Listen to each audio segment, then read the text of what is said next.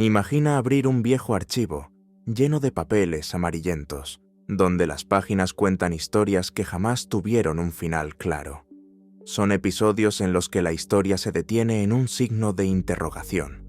Reyes que mueren en circunstancias imposibles, escritores que desaparecen sin dejar huella, líderes cuya última noche se convierte en un enigma eterno, misterios que desafiaron a investigadores, testigos y generaciones enteras, y que aún hoy siguen alimentando teorías, leyendas y conspiraciones.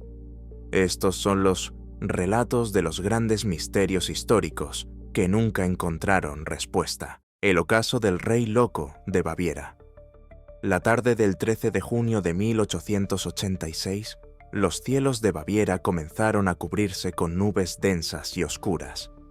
El aire se volvió pesado y el murmullo de la tormenta que se avecinaba parecía un presagio inevitable. Ese mismo día, el destino del rey Ludwig II, recordado por la posteridad como el Rey Loco, quedó marcado para siempre en un misterio que nunca encontraría una respuesta definitiva, dejando tras de sí uno de los enigmas más desconcertantes de la historia europea.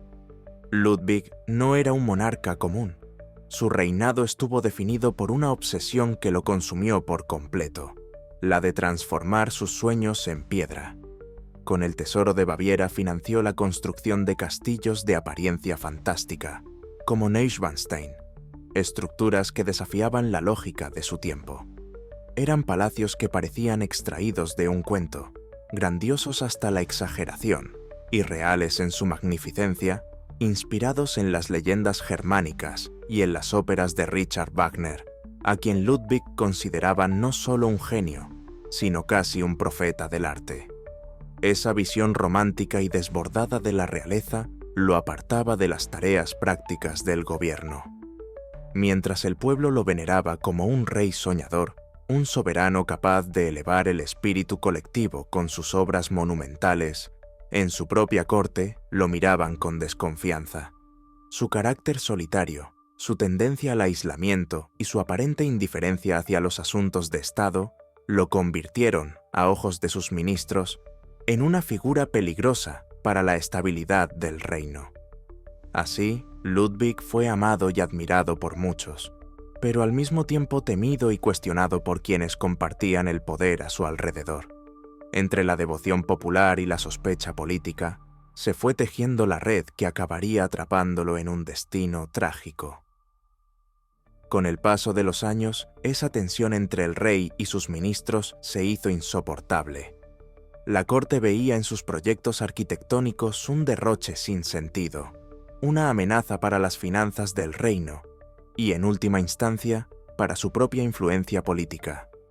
Ludwig, por su parte, cada vez más recluido en su mundo de fantasía, se alejaba de las audiencias oficiales, evitaba los consejos de Estado y se refugiaba en la soledad de sus palacios.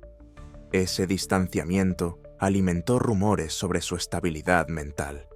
Sus ministros comenzaron a describirlo como excéntrico, impredecible y peligroso para el gobierno de Baviera. Se hablaba de comportamientos erráticos, de decisiones impulsivas y de una obsesión enfermiza por su arquitectura imposible. El pueblo lo veía como un visionario romántico, pero en los pasillos del poder se gestaba un veredicto diferente. Ludwig debía ser apartado. A inicios de junio de 1886, el plan tomó forma.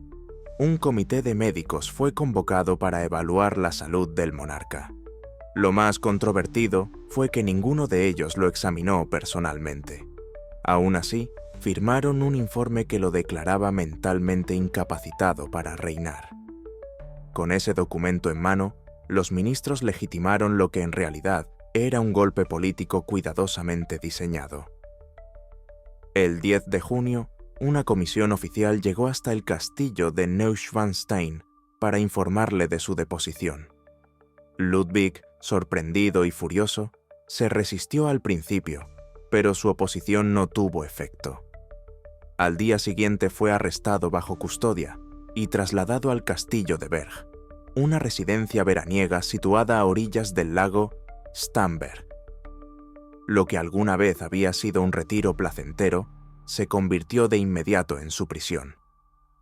Allí permaneció vigilado, aislado y bajo el control directo del Dr. Bernhard von Guden, el psiquiatra que había encabezado el informe en su contra. El rey que había levantado castillos de ensueño estaba ahora reducido a prisionero en su propio reino, sin poder ni aliados a su lado. Y aunque nadie podía saberlo aún, le quedaban menos de 24 horas de vida. El hallazgo no solo dejó perplejos a los testigos, sino que sembró una duda inmediata que jamás pudo apagarse. La escena resultaba demasiado extraña para coincidir con la versión que las autoridades apresuradamente quisieron imponer. Un rey encontrado, erguido en aguas poco profundas, con el rostro expuesto al aire, no encajaba con la imagen de un suicida. Un médico con heridas evidentes en medio de un supuesto rescate tampoco cuadraba con el relato de un accidente. Aún así, la maquinaria oficial se puso en marcha con rapidez. La investigación fue breve, casi simbólica, como si el objetivo no fuera buscar la verdad, sino cerrar el caso lo antes posible. La declaración pública fue tajante. Ludwig había puesto fin a su vida, y el Dr. Guden había perecido en su intento por salvarlo. El comunicado, sin embargo, parecía más una sentencia dictada de antemano que el resultado de una pesquisa seria. Pronto las contradicciones comenzaron a aflorar. El examen médico reveló que en los pulmones del rey no había rastro de agua, un hallazgo imposible de conciliar con la causa de muerte declarada. Para quienes conocían a Ludwig, el informe resultaba aún más desconcertante. El monarca era un nadador experimentado, habituado a las aguas del lago, y en aquel punto apenas se alcanzaba la cintura de un hombre adulto. Si hubiese tropezado o perdido el sentido, habría podido incorporarse con facilidad. Y si realmente hubiera deseado quitarse la vida, ¿por qué elegir un lugar tan poco profundo donde incluso el ahogamiento parecía físicamente improbable? Mientras tanto, el cuerpo del Dr. Guden contaba una historia muy distinta. Los golpes en su rostro, las marcas en su cuello y los lentes rotos daban señales claras de una pelea. Todo apuntaba a un forcejeo desesperado, a un enfrentamiento físico que difícilmente podía interpretarse como un acto heroico de auxilio. Cada detalle contradecía la explicación oficial, y sin embargo, esa versión se mantuvo como la verdad establecida. El silencio cayó sobre el caso, y a los presentes en aquella noche tormentosa se les exigió discreción absoluta. Las dudas quedaron flotando en el aire, tan densas y persistentes como las nubes que cubrían Baviera aquella fatídica tarde. Las contradicciones no dejaban de acumularse, y cada nuevo dato parecía desmentir la versión oficial. El rumor de los disparos escuchados en la oscuridad se propagó rápidamente entre la población, reforzando la sospecha de que Ludwig no se había quitado la vida, sino que había sido silenciado por la fuerza. El testimonio póstumo de Jacob Lidl, el pescador que aseguró haber sido parte de un plan secreto para rescatar al rey, dio todavía más consistencia a esa idea. Según sus escritos, Ludwig debía huir por el lago y ser llevado a un lugar seguro, pero fue abatido en el instante mismo en que intentaba subir a la barca que lo sacaría de Berg. Frente a estos indicios, el comportamiento de las autoridades no hizo más que avivar la desconfianza. En lugar de abrir las puertas a la transparencia, optaron por el secretismo absoluto. A todos los que participaron en la búsqueda, así como a quienes presenciaron de cerca los hechos, se les obligó a guardar silencio bajo juramento. Ni siquiera en confesión, el espacio más sagrado en una Baviera profundamente católica, podían hablar de lo sucedido. Una orden tan radical solo podía interpretarse como un intento deliberado de borrar cualquier pista incómoda. En medio de ese clima de censura, la pregunta inevitable era, ¿qué se estaba ocultando? La sospecha de conspiración política se volvió casi un consenso. y no resultaba difícil identificar a los beneficiados. Tras la muerte del rey, el príncipe Luitpold, su tío, asumió la regencia. El nuevo monarca oficial, Otto, carecía de toda capacidad mental para gobernar, lo que en la práctica dejaba el poder en manos de Luitpold. Así, Baviera quedó bajo su control durante casi 3 décadas. Para muchos, la secuencia de hechos era demasiado conveniente como para ser casual. Un rey incómodo, apartado de la vida política pero todavía popular entre el pueblo, fue declarado incapaz, recluido y hallado muerto en circunstancias imposibles de sostener. Al mismo tiempo, un nuevo regente se instalaba en el trono con un poder absoluto y sin apenas oposición.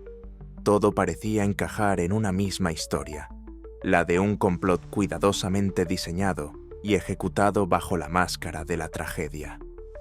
Hoy, más de un siglo después, el lago Starnberg sigue quieto, reflejando el cielo como un espejo silencioso que guarda en sus aguas el secreto de aquella noche fatídica.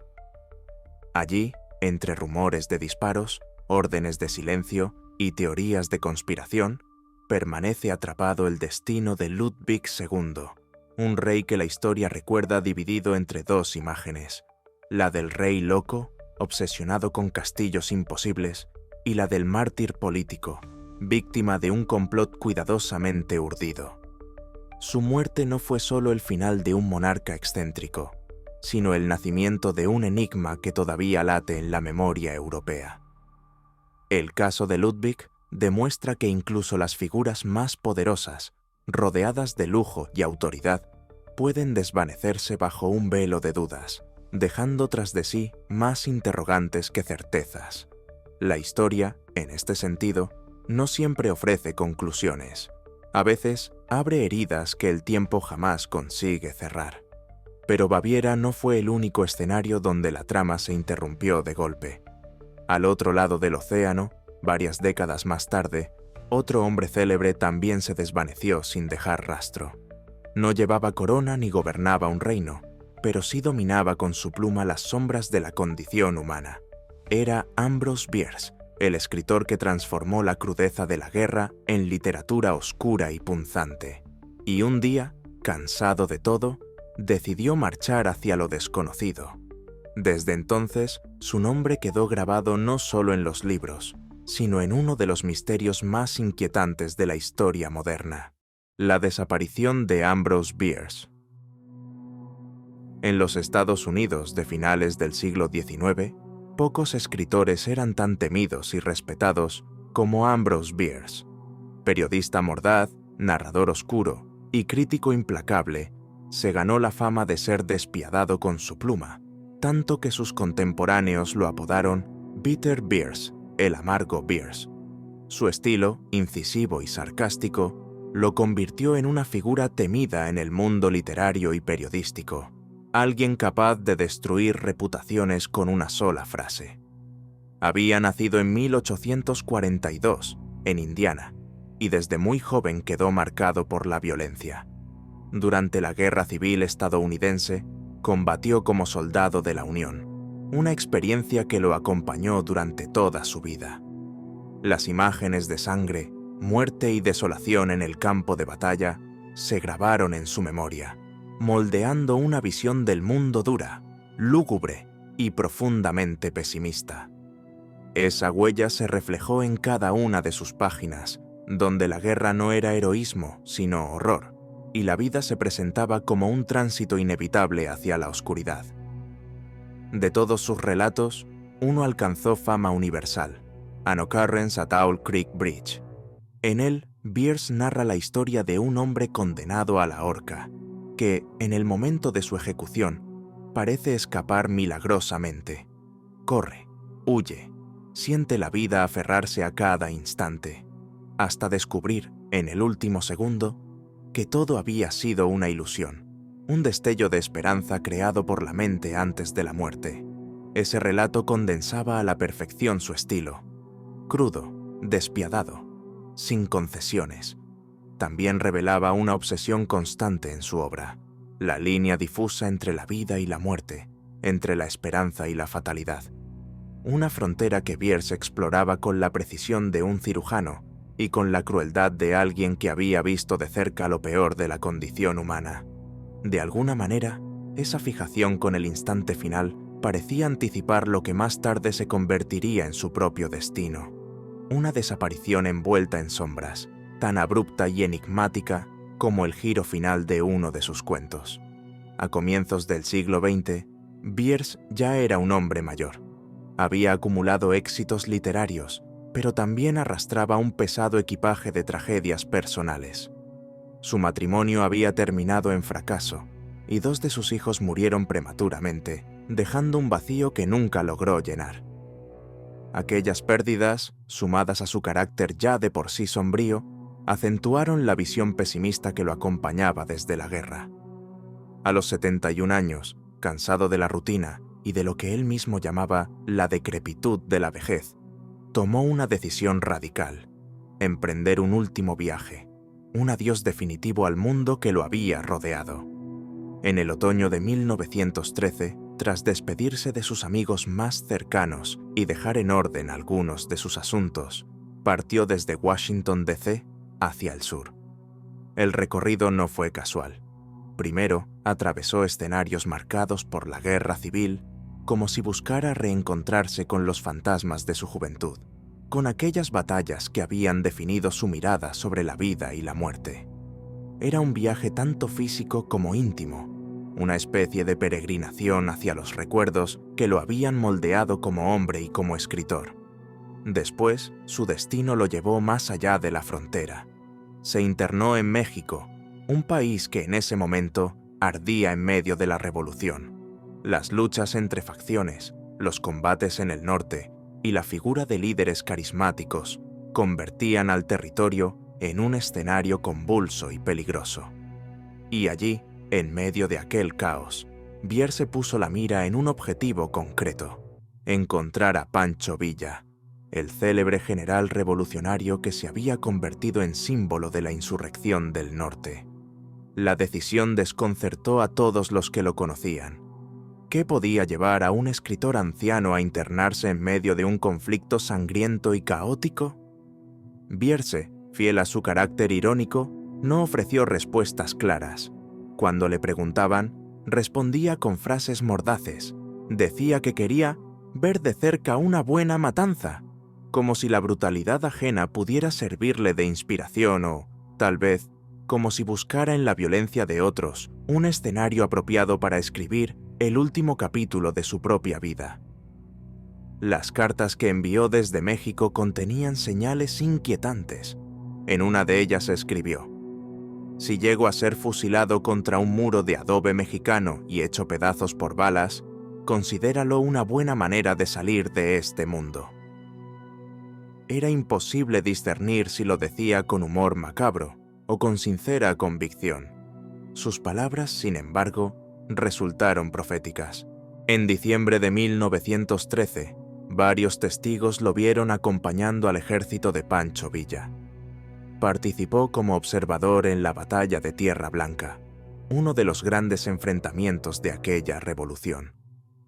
El anciano escritor presenció la crudeza del combate, como si confirmara, con sus propios ojos, esa violencia que tantas veces había descrito en su obra. Poco después, desde la ciudad de Chihuahua, envió la que sería su última carta conocida. La dirigió a una amiga cercana y en ella escribió una frase breve, pero cargada de presagio: «Mañana parto hacia un destino desconocido». Después de esas palabras, el rastro de Ambrose Bierce se desvaneció por completo. No hubo más cartas, ni testimonios, ni noticias. Nunca más se volvió a saber de él. Las teorías sobre su desaparición se multiplicaron con el paso de los años y, todavía hoy, forman parte del magnetismo que rodea la figura de Ambrose Bierce. Para algunos, el final fue inmediato y brutal. Un disparo en medio de la confusión de la batalla, su cuerpo perdido entre cientos de cadáveres anónimos que jamás fueron identificados. Otros creen que los hombres de Pancho Villa lo ejecutaron, quizás sospechando que aquel anciano extranjero podía ser un espía. También se ha sugerido que cayó en manos de los federales leales al presidente Huerta, o incluso que fue víctima de simples bandidos que merodeaban por la frontera y que vieron en él a un blanco fácil. Sin embargo, no todas las versiones apuntan a un final violento. Décadas más tarde, surgieron rumores en un pequeño pueblo de Texas. Allí, según testimonios locales, apareció un anciano enfermo que se hacía llamar Ambrosio. Decía haber escrito un libro titulado El Diccionario del Diablo, detalle que llamó poderosamente la atención. Murió de neumonía en 1914 y fue enterrado en una tumba anónima. Para algunos, esta historia encajaba demasiado bien. ¿Podría haber sido Bierce, regresando silenciosamente al norte después de su aventura mexicana? Otros prefieren creer que, fiel a su estilo enigmático y mordaz, Bierce no murió en combate ni en un hospital olvidado, sino que eligió desaparecer, que deliberadamente inventó su propio final como si fuera uno de sus personajes, borrándose de la historia para convertirse en un mito. En esta versión, su último acto literario no fue escrito en papel, sino en la vida real, desvanecerse en el polvo del desierto, dejando que la incertidumbre lo transformara en leyenda. Sea cual sea la verdad, Ambrose Bierce consiguió lo que parecía proponerse desde el inicio: convertir su propia vida en un relato y su desaparición en un enigma eterno. Su final quedó abierto, como una de sus historias más inquietantes, sin desenlace definitivo, suspendido entre la historia y el mito. Para sus lectores, la última página nunca se escribió. Quedó en blanco, invitando a la imaginación a completar lo que la realidad nunca reveló. El enigma de Ambrose Bierce demostró que incluso un escritor podía transformar su destino en un acto narrativo, un misterio tan fascinante como las ficciones que había creado. Su desaparición dejó un eco que sigue resonando, un recordatorio de que la historia, a veces, se comporta como la literatura, deja cabos sueltos y finales inconclusos. Pero la historia no se detuvo ahí. Apenas unas décadas después, en un escenario completamente distinto, otro hombre, esta vez un alto funcionario, se desvaneció en circunstancias igual de turbias.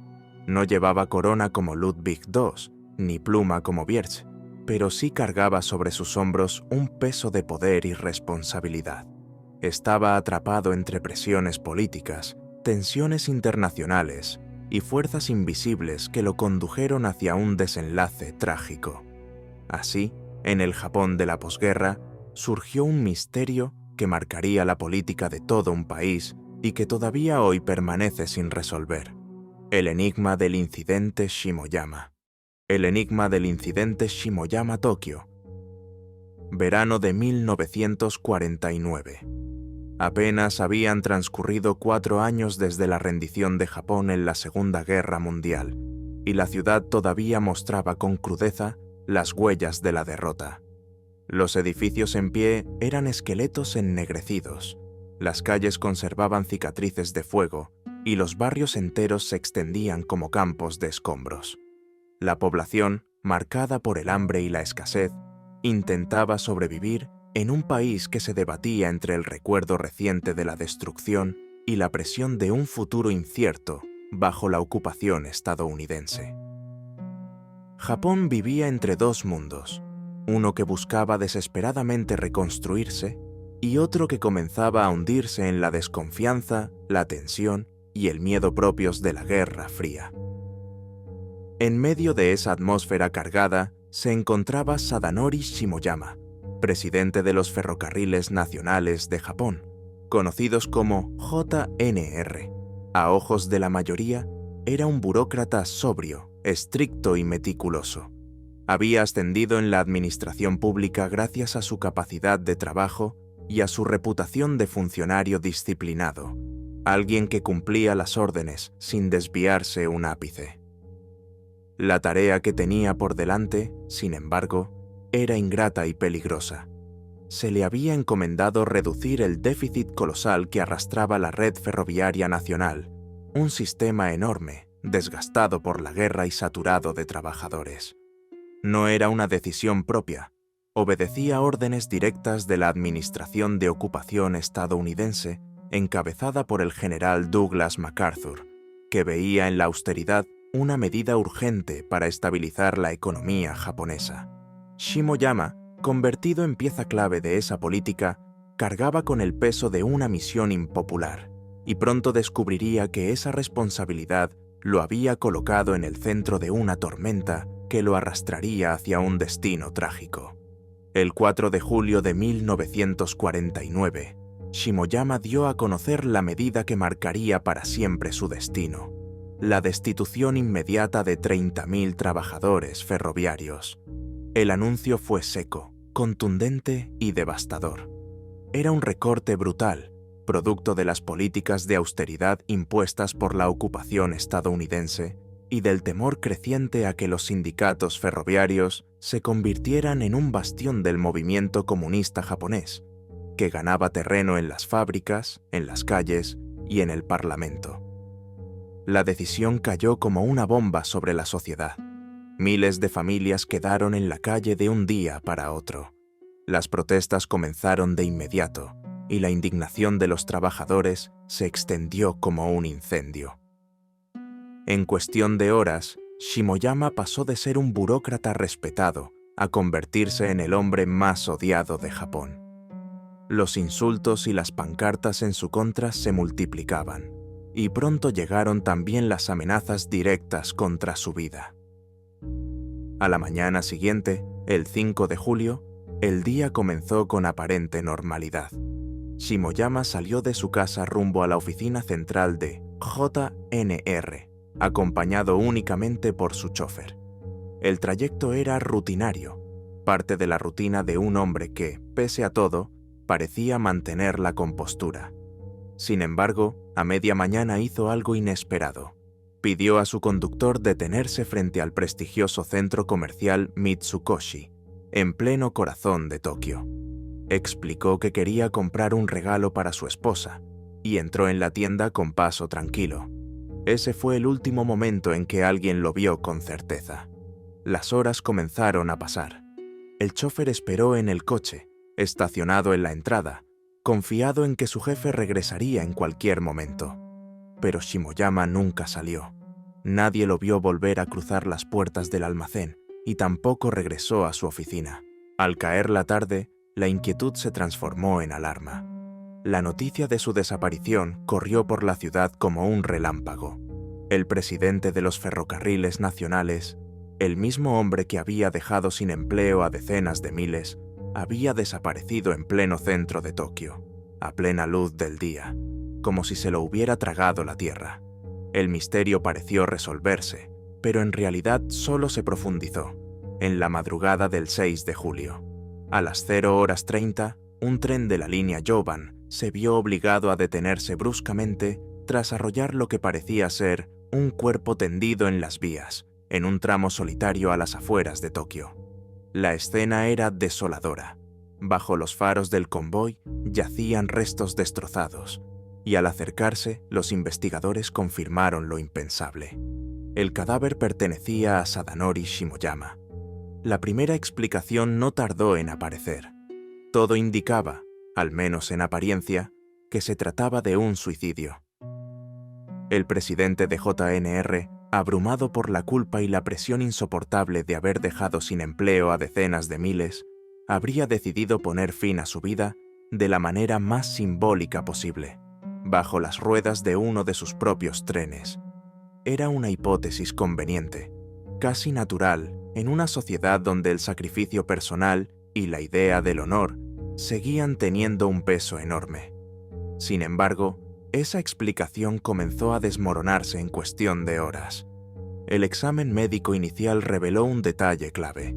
El cuerpo de Shimoyama mostraba señales claras de haber muerto antes de ser arrollado. Apenas había sangre en el lugar del impacto, lo que indicaba que su corazón ya no latía cuando fue depositado en las vías. El hallazgo era concluyente. Shimoyama había muerto en otro lugar. Aquella revelación abrió un abismo de dudas. Si no se trataba de un suicidio, Entonces, ¿qué había ocurrido? ¿Había sido víctima de un ajuste de cuentas, un asesinato político o un castigo ejemplar? ¿O acaso alguien había querido fabricar la escena de un suicidio para ocultar un crimen mucho más oscuro? Lo único cierto era que, desde esa madrugada, la desaparición de un alto funcionario se transformó en uno de los misterios más inquietantes de la posguerra japonesa. Las teorías comenzaron a multiplicarse, cada una tan inquietante como la anterior. Para muchos, la explicación más inmediata era también la más sencilla. Shimoyama había sido víctima de los propios trabajadores ferroviarios despedidos. 30.000 empleos se habían perdido de golpe, y con ellos la estabilidad de miles de familias. En aquel Japón convulso, donde el hambre y la incertidumbre se mezclaban con la rabia, la idea de una represalia no parecía descabellada. Además, los sindicatos ferroviarios mantenían vínculos con el Partido Comunista, que en 1949 atravesaba un auge inesperado y que ganaba cada vez más presencia en el Parlamento y en la calle. Bajo esa mirada, el asesinato no era más que un acto de venganza directa contra el hombre que había ejecutado la orden. Pero pronto apareció otra hipótesis, mucho más compleja y peligrosa. Había quienes sostenían que no fueron los comunistas ni los trabajadores quienes atentaron contra Shimoyama, sino sus enemigos ideológicos, los sectores anticomunistas más radicales. En esa versión, la desaparición y muerte del presidente de JNR no fue un ataque de represalia, sino un montaje cuidadosamente planeado. Shimoyama habría sido sacrificado como pieza política, utilizado como cebo para culpar a los comunistas y justificar una represión aún más dura contra la izquierda. Los hechos posteriores parecían dar fuerza a esta interpretación. Apenas unas semanas después de su muerte, se produjeron otros accidentes inexplicables en el sistema ferroviario, descarrilamientos, fallas y, en especial, el caso de Matsukawa, donde un tren se salió de los rieles en circunstancias nunca aclaradas. Todos estos sucesos fueron atribuidos en su momento a supuestos sabotajes comunistas, aunque nunca aparecieron pruebas concluyentes que confirmaran la acusación. Así, cada nueva sospecha no aclaraba el misterio, lo ampliaba. Shimoyama podía ser visto como víctima de la rabia popular, como mártir de un complot anticomunista o incluso como un peón sacrificado en un tablero mucho más grande, en el que se jugaba nada menos que el rumbo político de Japón en plena Guerra Fría. Algunos investigadores llegaron incluso más lejos en sus sospechas y apuntaron directamente hacia la ocupación estadounidense. Con la Guerra Fría en sus primeras etapas, Washington observaba con alarma la posibilidad de que Japón siguiera los pasos de China y terminara bajo la influencia comunista. En ese contexto, la muerte de Shimoyama podía adquirir un significado político mayor, un sacrificio útil para enviar un mensaje. El caos provocado por su desaparición y el hallazgo de su cadáver no solo conmocionaba al país, también podía ser utilizado como justificación para endurecer los controles, purgar a los elementos considerados peligrosos y consolidar un sistema alineado con Occidente. La investigación oficial, sin embargo, nunca arrojó respuestas claras. Durante meses se sucedieron pesquisas, interrogatorios y conjeturas, pero no aparecieron testigos confiables, ni sospechosos firmes, ni pruebas capaces de sostener una versión definitiva. Cada pista terminaba en un callejón sin salida. El silencio y la opacidad terminaron por sepultar cualquier posibilidad de esclarecer los hechos. El tiempo hizo el resto.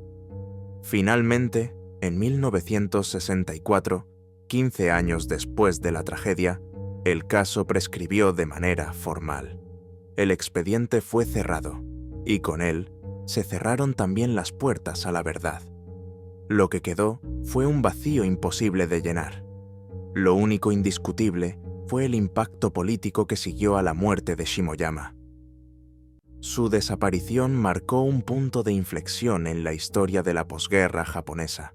sirvió para acelerar la represión contra los sindicatos, debilitó al Partido Comunista y reforzó el rumbo conservador del país. Japón, a partir de aquel episodio, quedó alineado de manera casi irreversible con Occidente, bajo la sombra estratégica de Estados Unidos. El cadáver destrozado de un funcionario se convirtió así en un símbolo de algo mucho más grande: el precio del poder en un país dividido entre el recuerdo de la guerra y la presión de un mundo partido en dos.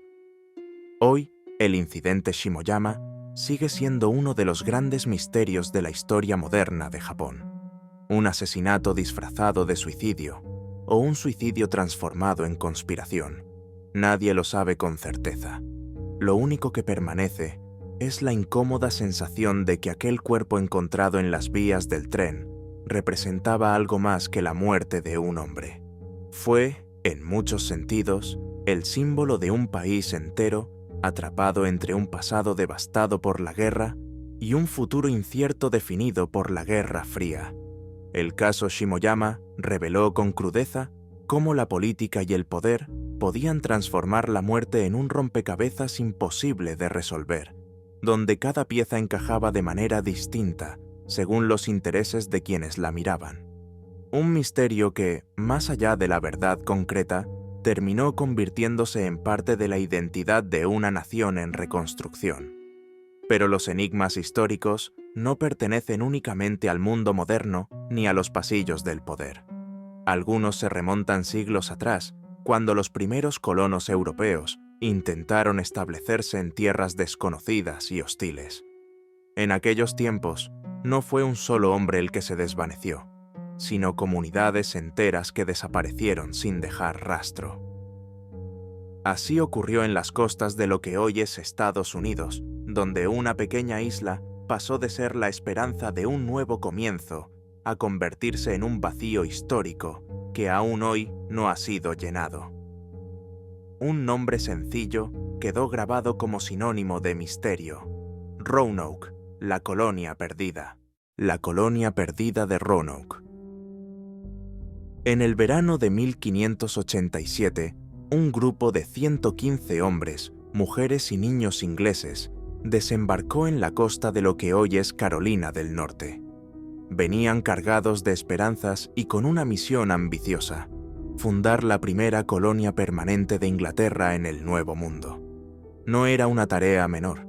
Significaba abrir camino en tierras desconocidas, enfrentarse a un entorno hostil y levantar desde cero un asentamiento que pudiera sobrevivir por generaciones. El lugar elegido fue una pequeña isla llamada Roanoke, rodeada de pantanos y espesos bosques. El terreno era difícil y el clima implacable. Aún así, los colonos depositaron en ese rincón de América su ilusión de construir un hogar, un punto de partida para la expansión inglesa en un continente dominado hasta entonces por la presencia española. La expedición estaba encabezada por John White, un cartógrafo y artista que había sido designado como gobernador de la nueva colonia. Su papel era crucial. No solo debía liderar a los colonos, sino también trazar el mapa de ese mundo inexplorado y asegurar la viabilidad de la comunidad. La carga sobre sus hombros era enorme. Entre los colonos viajaba su propia hija, Eleanor Dare, quien, poco después de la llegada, daría a luz a Virginia Dare, la primera niña inglesa nacida en América. Para White, aquello no era solo un proyecto político ni una empresa imperial. Era también un asunto profundamente personal. Su familia formaba parte del experimento, lo que hacía que el destino de la colonia estuviera ligado de manera inseparable a su propia vida. Pero muy pronto, la realidad golpeó con fuerza. Los colonos no estaban preparados para enfrentar las condiciones del Nuevo Mundo. Carecían de recursos suficientes. Las cosechas no prosperaban en aquellas tierras difíciles, y las relaciones con las tribus indígenas locales se tornaron tensas y peligrosas. La ilusión inicial comenzó a desmoronarse rápidamente, reemplazada por el hambre, la incertidumbre y el temor a no sobrevivir el invierno. Ante la desesperación de la comunidad, John White tomó una decisión dolorosa pero inevitable: regresar a Inglaterra en busca de provisiones. Prometió a los colonos, y en especial a su propia familia, que volvería lo antes posible para salvar la colonia. Su partida, sin embargo, marcaría el inicio de un misterio que se prolongaría durante siglos. Al llegar a Inglaterra, White se encontró con un obstáculo insalvable. El país estaba en plena crisis. La Armada Invencible de España estaba a punto de zarpar contra Inglaterra, y la defensa del reino exigía todos los recursos navales disponibles. Los barcos fueron requisados para la guerra, y su regreso a América se retrasó una y otra vez. White quedó atrapado por la coyuntura, incapaz de cumplir la promesa que había hecho a los suyos. Pasaron semanas, luego meses, y finalmente años. El recuerdo de Roanoke lo perseguía, pero la guerra lo mantenía inmovilizado. No fue sino hasta 1590, 3 años después de su partida, cuando finalmente pudo embarcarse de nuevo rumbo a la colonia. Lo que encontraría a su regreso no sería una comunidad esperándolo, sino uno de los misterios más desconcertantes de la historia. Cuando finalmente John White pisó la isla, lo que encontró fue un silencio sepulcral. La colonia había desaparecido sin dejar rastro. No había señales de lucha, ni cadáveres abandonados, ni huellas de resistencia. Solo quedaban casas desmanteladas, caminos cubiertos por hierbas altas y un fuerte vacío que parecía haber sido abandonado con calma y de manera organizada. Lo único que llamó su atención fueron 2 inscripciones que parecían un mensaje enigmático dejado atrás. En un árbol se podían leer las letras CRO, y en un poste de madera, tallada con más claridad, la palabra completa: CROATOAN. Las preguntas fueron inevitables. ¿Habían emigrado los colonos hacia la isla de Croatoan, hogar de una tribu indígena con la que mantenían cierta alianza? ¿Habían sido masacrados por tribus hostiles? ¿O acaso se habían integrado con los pueblos nativos en un intento desesperado por sobrevivir? Nadie lo sabía. White quiso partir de inmediato hacia Croatoan para comprobarlo, pero una tormenta violenta azotó las costas y obligó a su tripulación a retirarse. No hubo más intentos.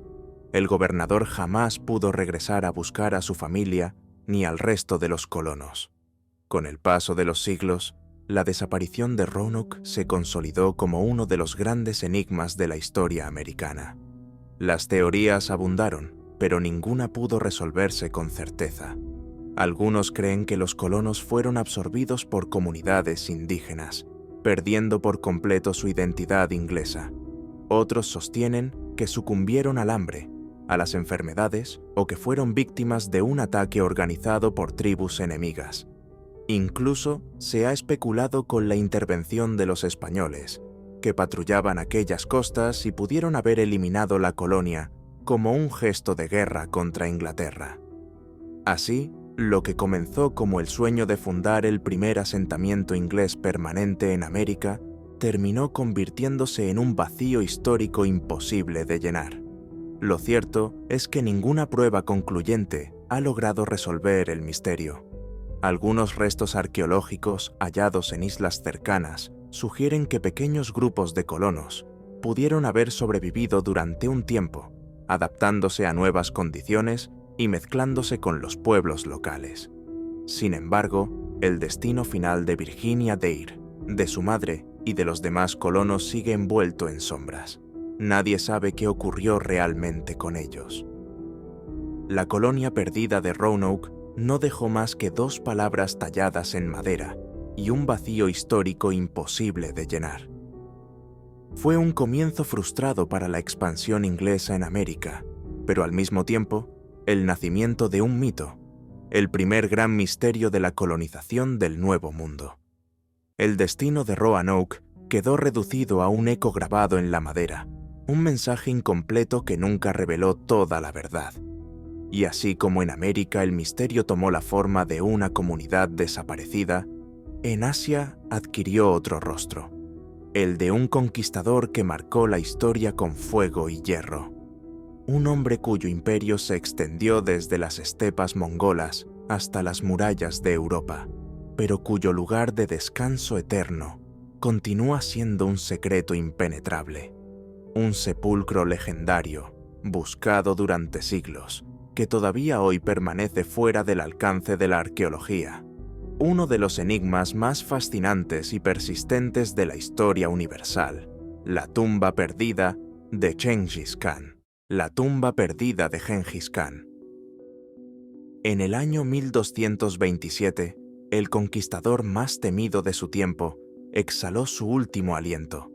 Gengis Khan, señor de las estepas, el hombre que forjó un imperio más vasto que el de Alejandro Magno, o incluso el de Roma, murió en circunstancias envueltas en secreto.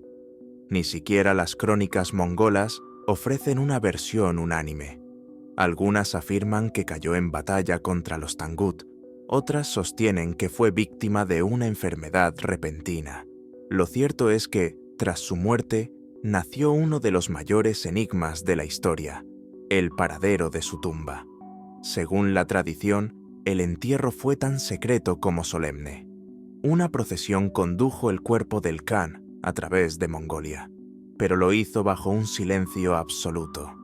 Por donde pasaba el cortejo, se borraban todos los rastros, se talaban árboles, se destruían caminos y se eliminaba cualquier señal que pudiera marcar el trayecto.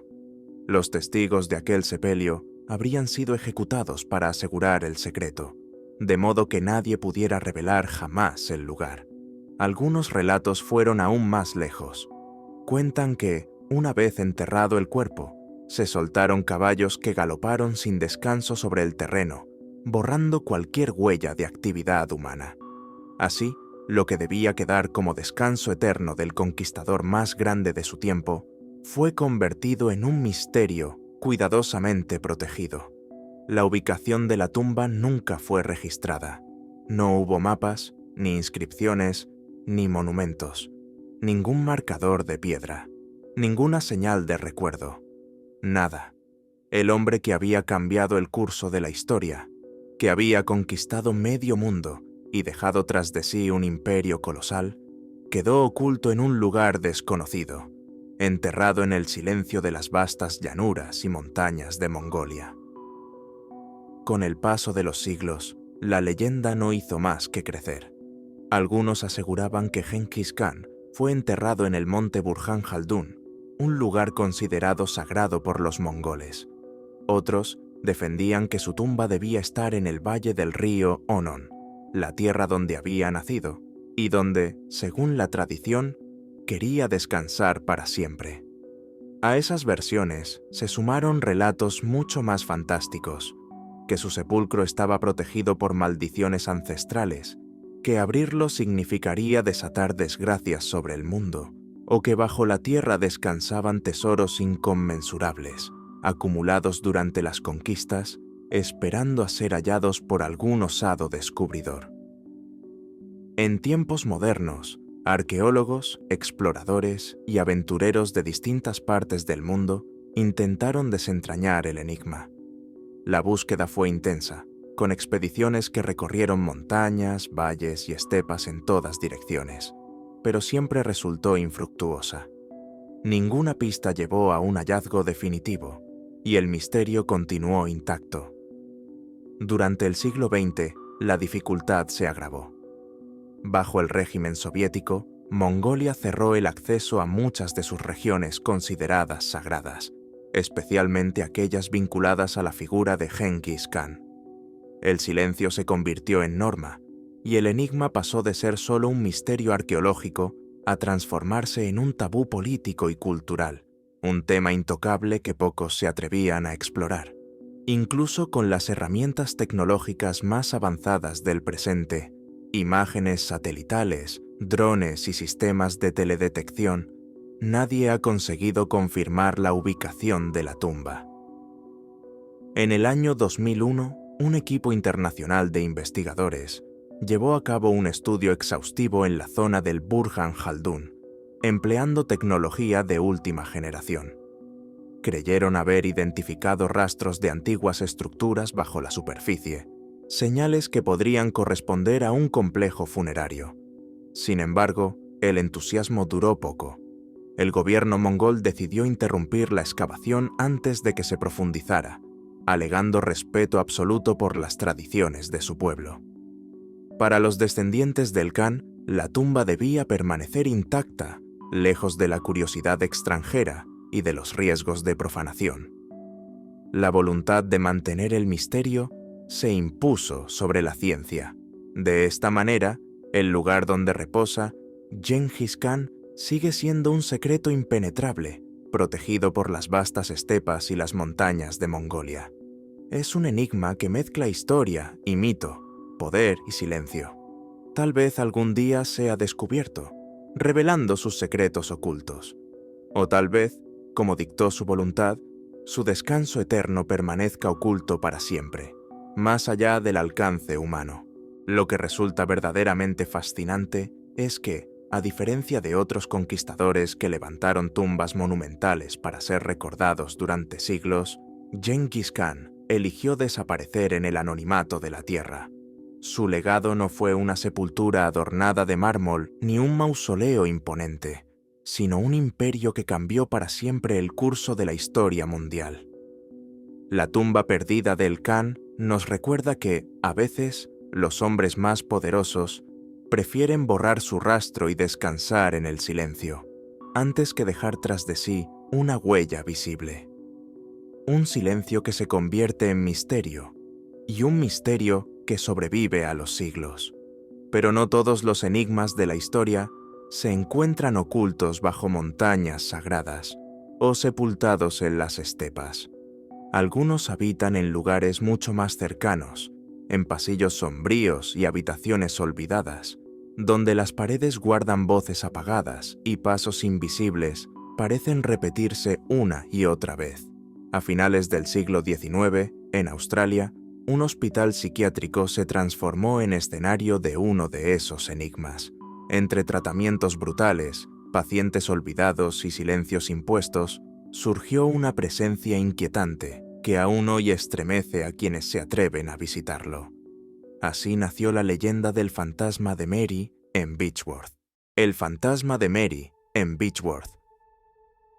En lo alto de una colina, rodeado por densos bosques en el estado de Victoria, Australia, se levanta un edificio imponente y sombrío, el Hospital Psiquiátrico de Beechworth. Fundado en 1867, funcionó durante más de un siglo como uno de los principales centros de reclusión para enfermos mentales del país. Tras sus muros de piedra, fríos y austeros, se escribieron incontables historias de dolor, tratamientos experimentales y silencios forzados. El hospital fue testigo de sufrimiento extremo, de pacientes olvidados por sus familias y de métodos médicos que hoy serían impensables.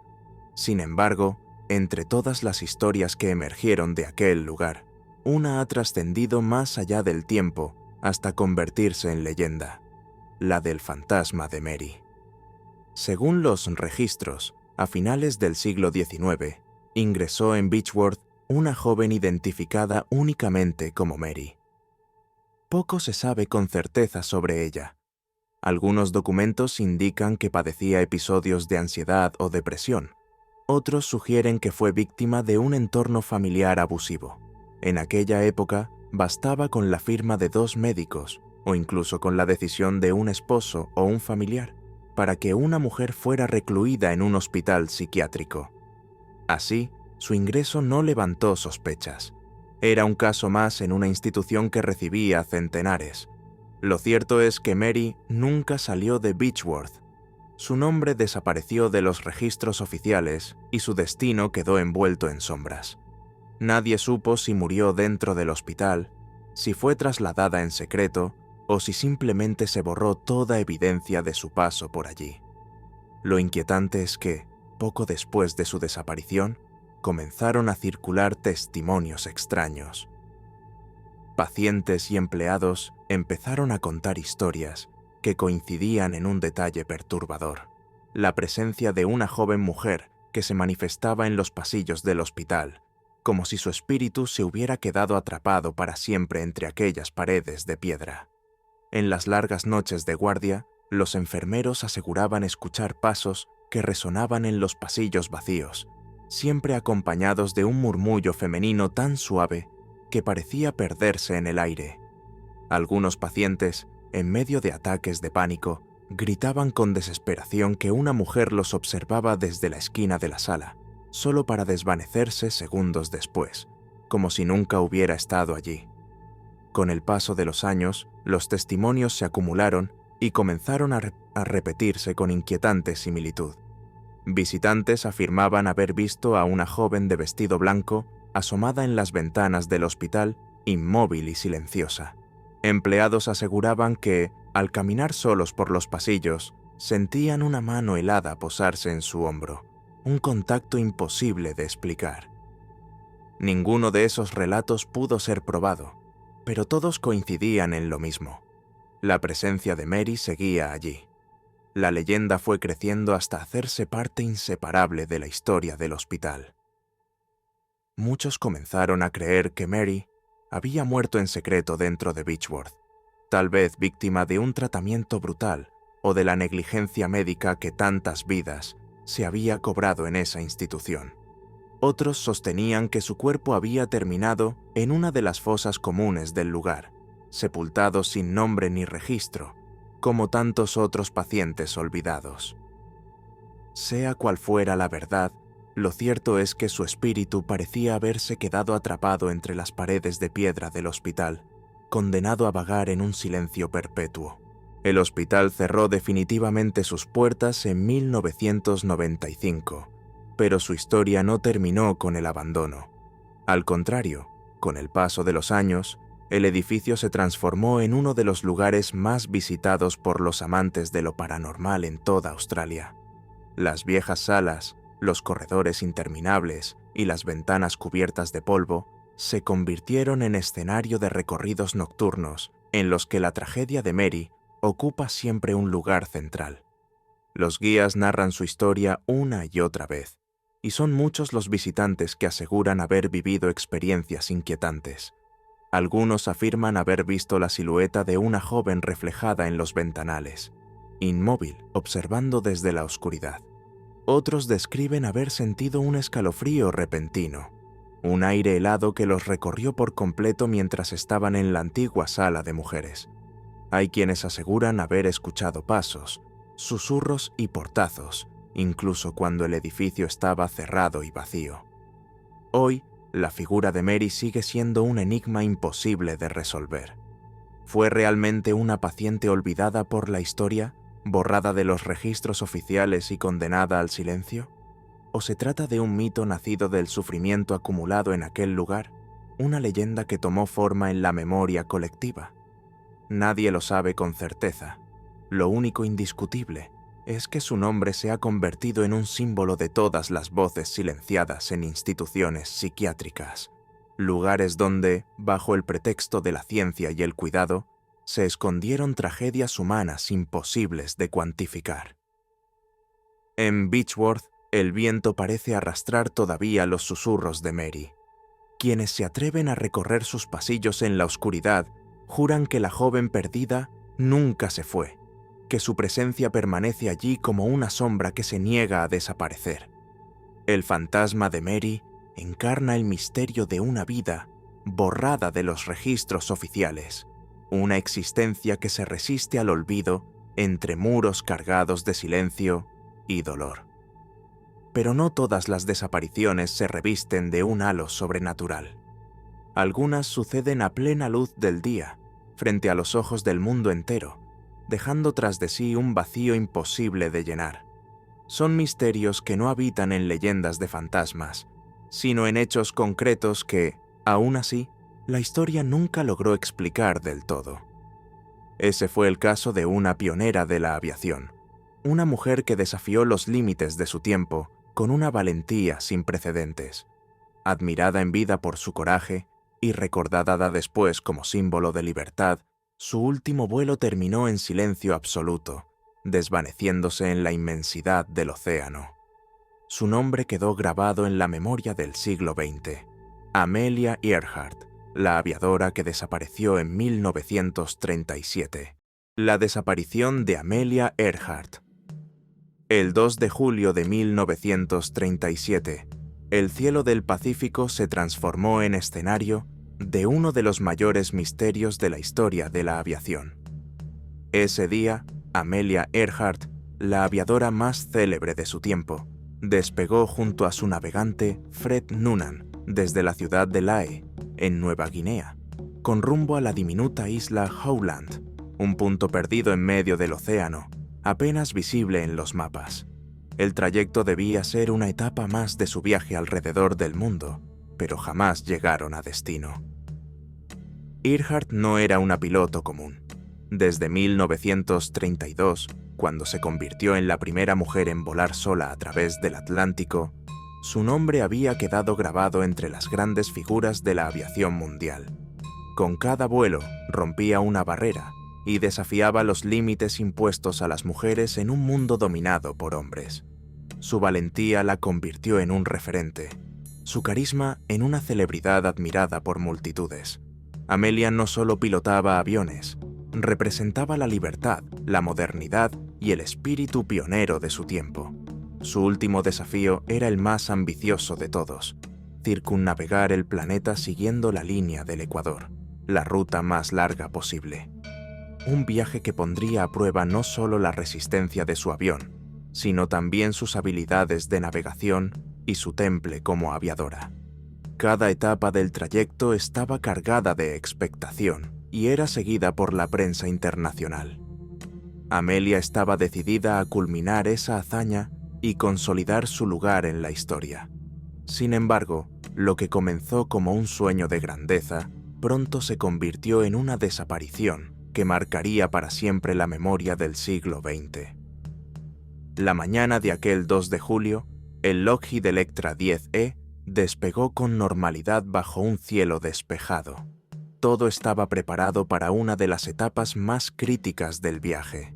El trayecto hasta la isla Howland debía durar alrededor de 20 horas, y al llegar, un barco de la Guardia Costera estadounidense, el Itasca, tenía la misión de servir como guía por radio y facilitar el aterrizaje en aquella franja de tierra minúscula perdida en la inmensidad del Pacífico.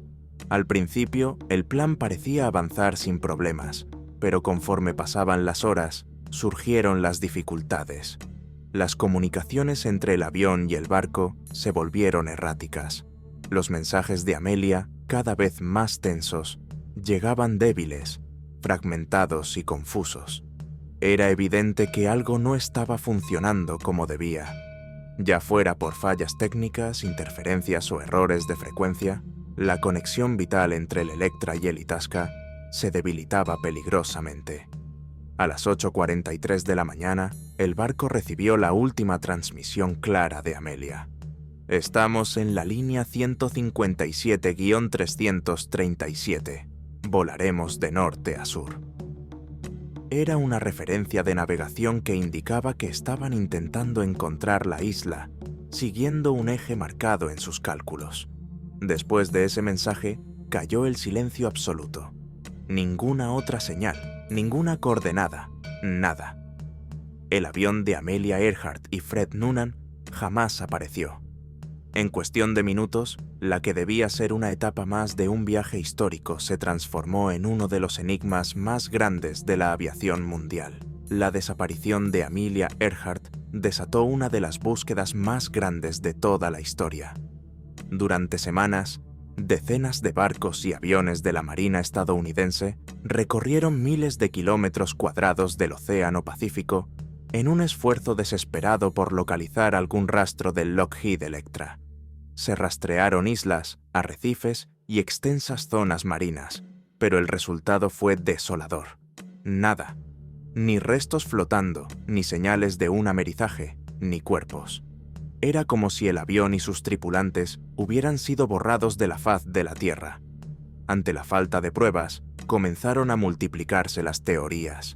La más aceptada sostiene que el Electra simplemente se quedó sin combustible en las últimas horas de vuelo y cayó al mar cerca de Howland, hundiéndose de inmediato en aguas profundas. El Pacífico, con su inmensidad y su dificultad para ser explorado, incluso con tecnología moderna, se convirtió en el custodio eterno del misterio. Sin embargo, esa explicación no fue la única. Con el paso de las décadas surgieron hipótesis alternativas que mantuvieron viva la intriga. Algunos investigadores plantearon que Amelia y Fred Noonan lograron realizar un aterrizaje de emergencia en una isla cercana, posiblemente Nikumaroro, en el archipiélago de Kiribati. Allí habrían sobrevivido durante días, tal vez semanas, esperando un rescate que nunca llegó.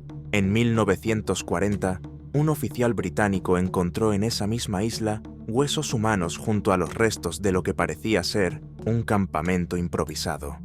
El hallazgo fue registrado, pero las pruebas realizadas en la época resultaron inconclusas y los restos terminaron perdiéndose. Décadas después, con técnicas modernas, algunos expertos revisaron los informes de las mediciones óseas y sugirieron que podían haber pertenecido a una mujer de complexión similar a la de Earhart, aunque nunca se alcanzó una confirmación definitiva. Otras versiones se inclinan hacia escenarios mucho más oscuros. Algunos sostienen que Amelia Earhart y Fred Noonan fueron capturados por los japoneses, que en ese momento controlaban varias islas estratégicas del Pacífico. Según esta hipótesis, ambos habrían muerto prisioneros, víctimas de la desconfianza, en medio de un clima de tensión internacional que ya anticipaba la guerra. También circularon teorías de corte conspirativo que aseguran que Amelia no solo era una aviadora, sino que trabajaba en secreto para el gobierno estadounidense como espía. Bajo esa interpretación, su desaparición habría sido parte de una misión encubierta y, más tarde, cuidadosamente ocultada a la opinión pública. Más allá de todas las especulaciones, lo único indiscutible es que la figura de Amelia Earhart trascendió su destino. Su desaparición no la convirtió en mártir, sino en leyenda. Fue recordada como pionera, como mujer que rompió barreras en un mundo dominado por hombres, y como alguien que llevó la aviación a un nuevo horizonte, demostrando que los límites solo existen hasta que alguien se atreve a desafiarlos. Hoy, más de 80 años después, el Océano Pacífico sigue guardando celosamente la respuesta. La última página de la vida de Amelia permanece en blanco, como un capítulo inconcluso de la historia. Su nombre, sin embargo, continúa escrito en el cielo como un símbolo eterno de valentía, misterio y libertad. A lo largo de estas 7 historias, hemos recorrido escenarios que parecen sacados de la ficción, pero que pertenecen a la realidad.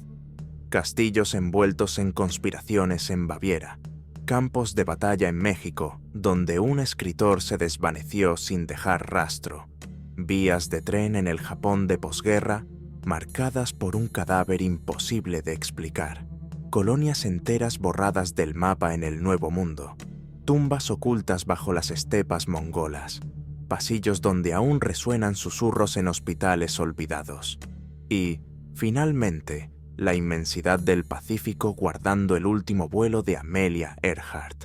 Reyes, exploradores, funcionarios, comunidades enteras, fantasmas y pioneras, todos distintos, todos separados por tiempo y espacio, pero unidos por un mismo destino. Dejaron tras de sí preguntas que el tiempo nunca consiguió responder. La historia, en ocasiones, no ofrece certezas.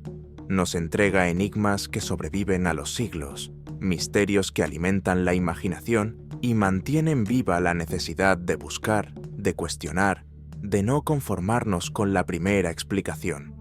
Cada uno de estos relatos es un recordatorio de que, incluso en el pasado, hay capítulos que permanecen abiertos, esperando una respuesta que quizá nunca llegue. Y ahora la pregunta es para ti. ¿Cuál de estos misterios crees que algún día será resuelto? ¿Y cuál prefieres que siga siendo un secreto eterno?